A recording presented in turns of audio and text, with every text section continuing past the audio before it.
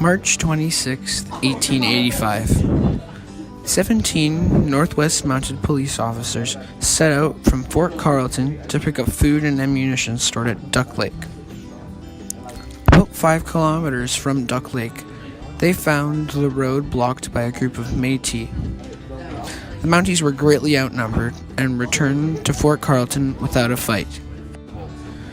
Superintendent Crozier decided to lead a force of 50 police and 50 volunteers back to Duck Lake to secure their supplies.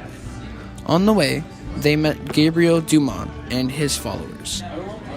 From the top of the ridge, the Métis could see the Mounties as they advanced along the trail. The Mounties were an easy target for the Métis. 10 Mounties were killed and 11 injured in the 40-minute battle. 4 Métis and 1 Aboriginal person were also killed. The Northwest Mounted Police abandoned Fort Carlton and retreated to Prince Albert. A rebellion has begun in the Northwest. News of the Mountie defeat at Duck Lake swept across the prairies like wildfire. Encouraged by the Métis' success, some Aboriginal people decided to strike. One group broke into the Hudson's Bay Company's store in Battleford. They took needed supplies. Big Bear's son, Wandering Spirit, led a band of Aboriginal people against the settlement at Frog Lake. Indian Agent, 2 priests, and 5 others were killed. Then, the band headed toward Fort Pitt. Big Bear, who was friends with the Mounties, warned the police to retreat. "My young men are wild. I can no longer control them," he said. Other Aboriginal people under Chief Poundmaker headed for Battleford. But Chief Crowfoot and most of the Aboriginal groups on the prairies refused to become involved with these battles. The government rushed extra supplies of food and blankets to them. Train cartloads of flour and sides of bacon, as well as extra tea and tobacco, were distributed to these Aboriginal peoples. The government hoped that this would keep them neutral during the trouble on the prairies.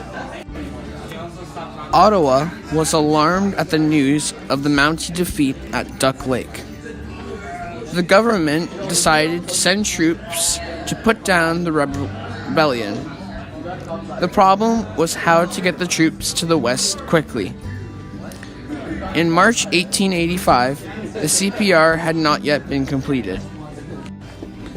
There was still about 138 kilometers of track to be laid.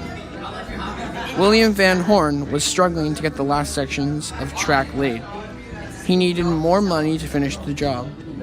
He saw the uprising as a chance for the CPR to get another loan from the government. He promised to have the troops at Fort Qu'Appelle in 10 days in return for another loan. Van Horn would use one method or another to get the troops over those incompleted sections of track. General Middleton and the First Forces left Toronto for the west. Ahead of them was a journey of approximately 2,200 kilometers. The troops rode in sleighs provided by the railroad company in some places. On stretches of track between the gaps, they rode in open flat cars. The horses suffered even more than the soldiers because there was no way of sheltering them from the wind and rain. 8 days later, the first troops arrived in Winnipeg. An eyewitness said the troops looked as if they had already gone through a war. Many were frostbitten and half-blind with the glare of the snow. Van Horn had kept his promise. The troops were in Fort Qu'Appelle in 9 days. The government was happy and the CPR earned the loan to complete the railroad. 5,000 armed troops were now in the west. Added to these were 500 Northwest Mounted Police and 50 surveyors. Their surveyors were especially helpful because they knew the country well.